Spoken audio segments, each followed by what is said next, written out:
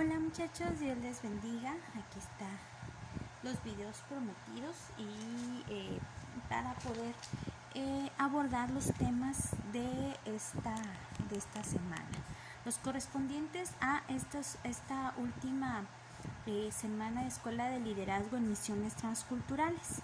Y bueno, vamos entonces a estar hablando de la lección número 7 y la lección número 8. Estas dos lecciones son lecciones muy interesantes, la verdad. Hablan de cosas muy importantes y que debemos nosotros de tomar en cuenta a la hora de hacer misión. Recuerden que son cosas que nosotros vamos a aplicar tanto en nuestra vida, en nuestro ministerio personal, pero también son como que consejos que nosotros podemos darle a aquellos que van que están teniendo un llamado a las misiones y que nos toca dirigirlos, que nos toca mentorearlos, que nos toca liderarlos. Y bueno, a veces decimos, bueno, yo cómo dirijo, ¿verdad?, a alguien que tiene ese llamado en misiones, cómo lo oriento. Y hemos visto, ¿verdad?, bastante de cómo poder ayudar a esas personas que tienen ese llamado a las misiones. Y hoy vamos a seguir viendo, ¿verdad? Hoy vamos a ver dos cosas más, ¿verdad?, que son muy importantes para esto. La lección número 7, por ahí tiene el nombre de el manejo de conflictos transculturales. Y yo quiero hacerles pues dos preguntas, ¿verdad? Dos preguntitas que por ahí son de las que van a tener que contestarme. Si tuvieran ustedes un conflicto con otra persona y estuvieran fuera de su cultura, fuera de su país, fuera de su ciudad, ¿de qué manera ustedes resolverían ese conflicto? ¿Qué harían para resolver ese conflicto con otra persona? Pensando que sea tanto alguien dentro de la iglesia como alguien externo fuera de la iglesia.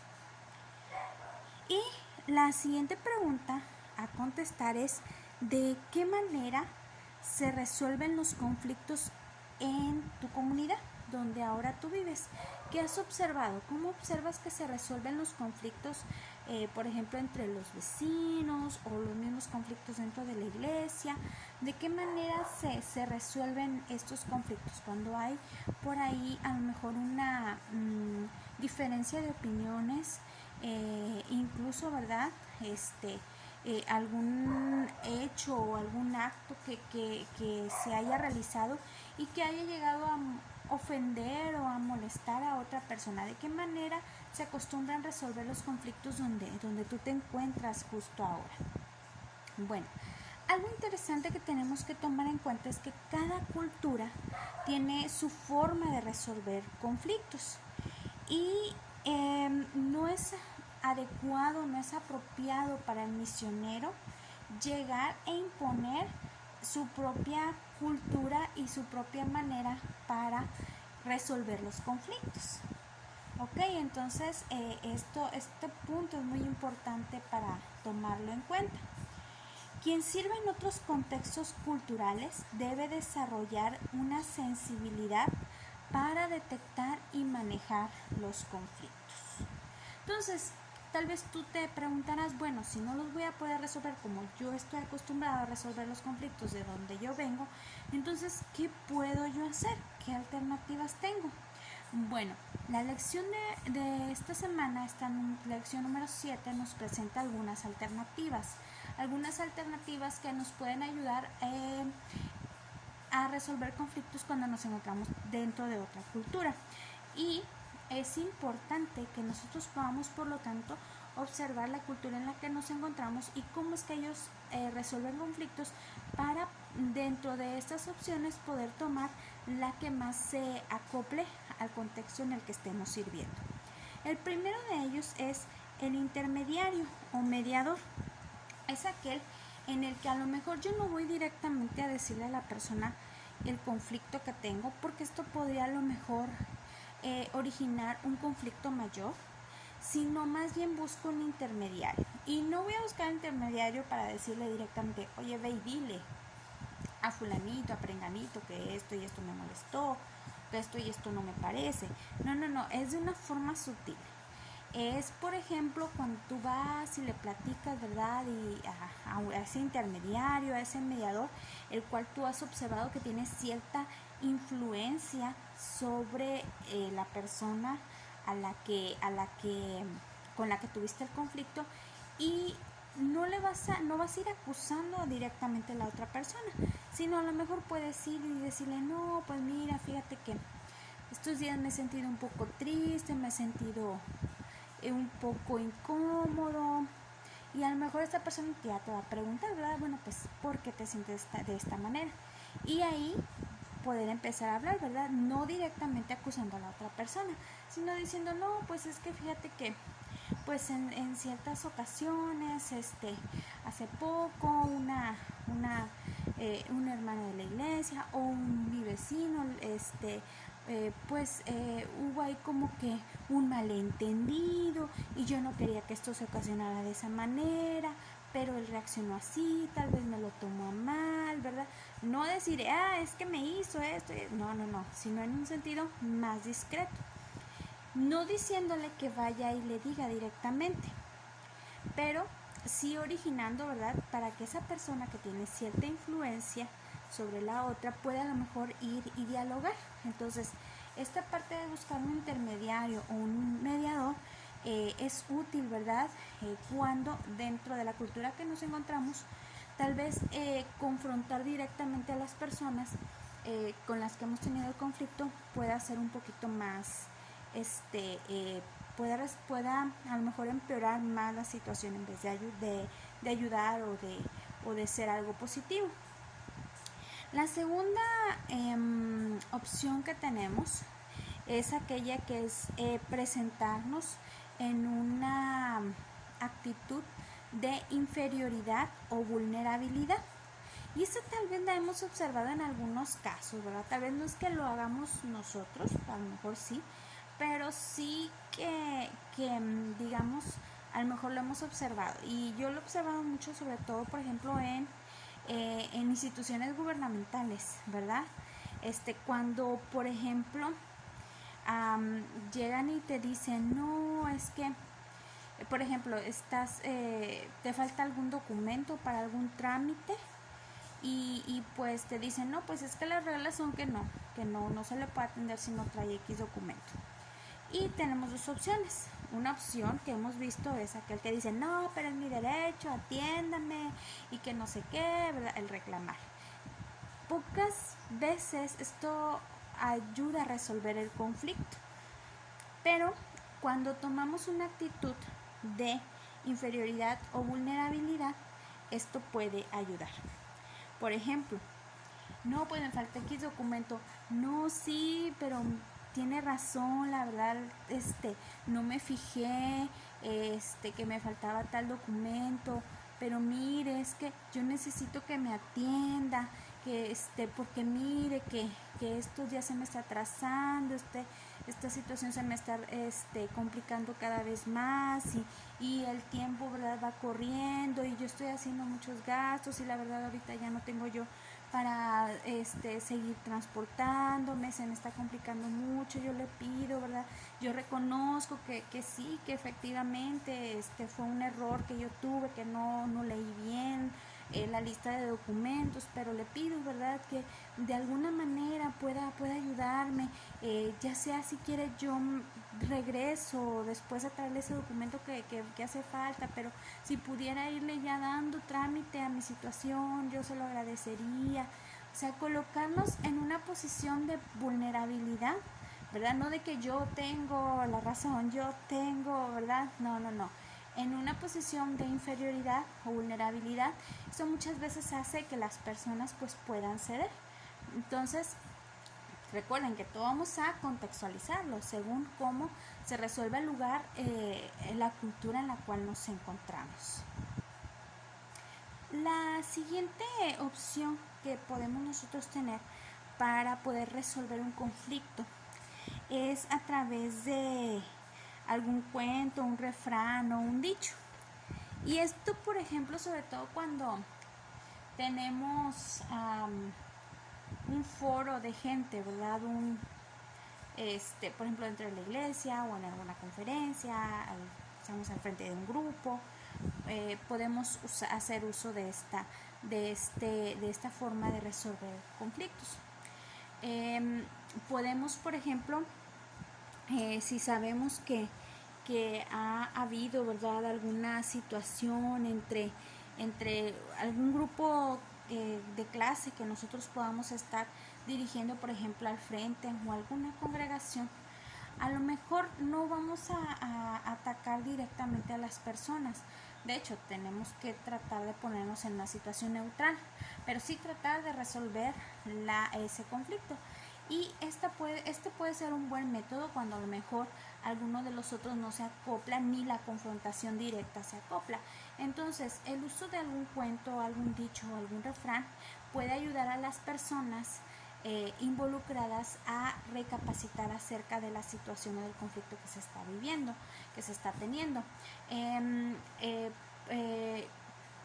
A lo mejor aprovechando algún tema de una clase, ¿verdad?, contarles alguna historia que más o menos sea similar a lo que se está viviendo y bueno, hacer que las mismas personas vayan analizando la situación y por lo tanto viéndose reflejados en esa situación y poder encontrar una solución.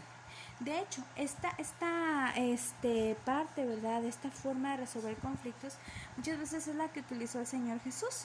Ustedes recordarán, ¿verdad?, cuántas veces no contaba parábolas y esto lo hacía, ¿verdad?, de cierto modo para hablar a las personas y tal vez no directamente les decía, pero sí les hacía a través de las parábolas, les hacía confrontarse y verse reflejado dentro de los personajes de las parábolas, ¿verdad?, y llegar a una verdad. Entonces, esta es una buena opción también, de acuerdo al contexto en el que nosotros nos encontramos. Y la otra opción es humildad.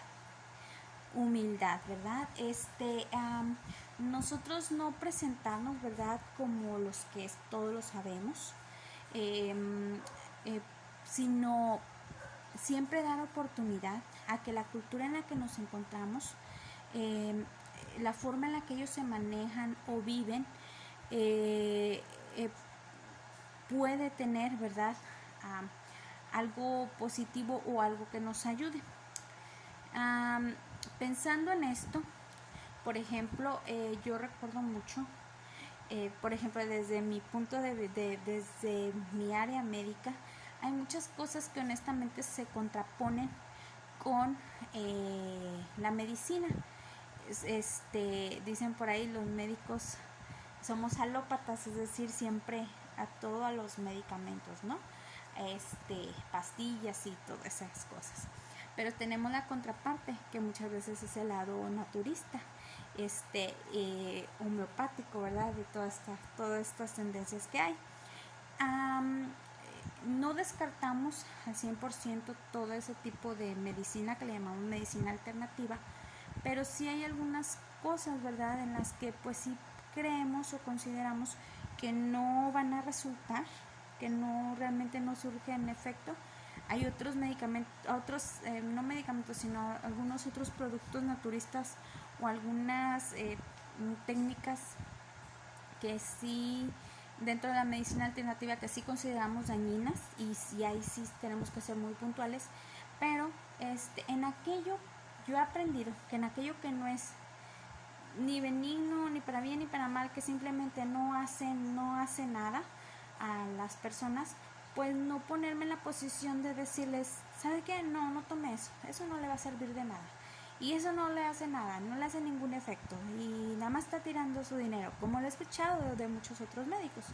Yo aprendí de otro doctor que cuando los pacientes le decían, no, mire, estoy tomando este té y esto, entonces él evaluaba y si sabía que era algo que no le hacía daño, le decía, bueno, está muy bien, sígaselo tomando, nada más me le va a agregar este otro medicamento y ya juntos va a ver que le va a hacer muy buen efecto.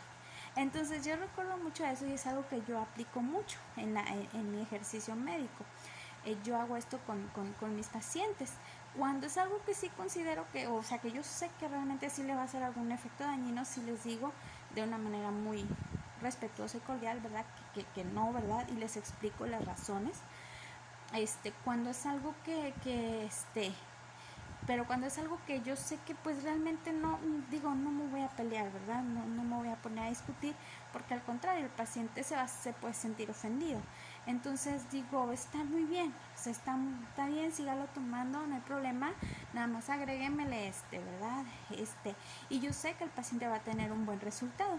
Entonces, muchas veces tenemos que emplear esta actitud de humildad para resolver algún conflicto. Porque a lo mejor cuando vamos a alguna otra cultura, vamos a querer imponer lo que nosotros sabemos o cómo se hacen las cosas. Y a lo mejor la forma en la que la cultura lo está realizando puede llegar a haber cierto recelo con la forma en la que nosotros lo hacemos.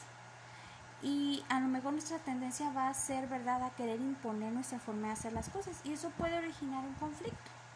Y obviamente la cultura en donde nos encontremos va a seguir más hacia la forma en la que ellos están acostumbrados a hacerlo y va a crear un conflicto y una barrera con nosotros, ¿verdad?, como misioneros.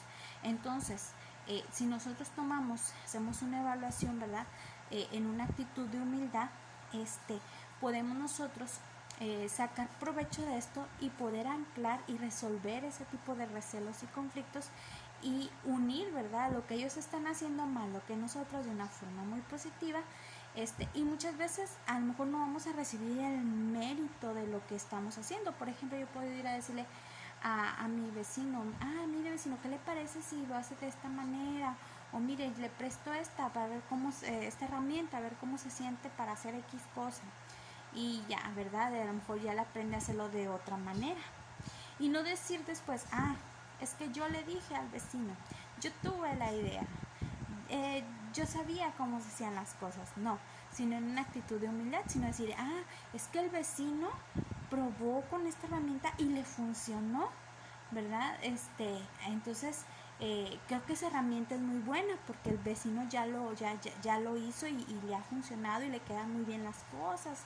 Entonces, siempre una actitud de humildad, de no recibir el mérito muchas veces por las cosas que estamos haciendo, sino buscar, ¿verdad?, siempre conciliar en situaciones donde hay algún peligro para que pueda haber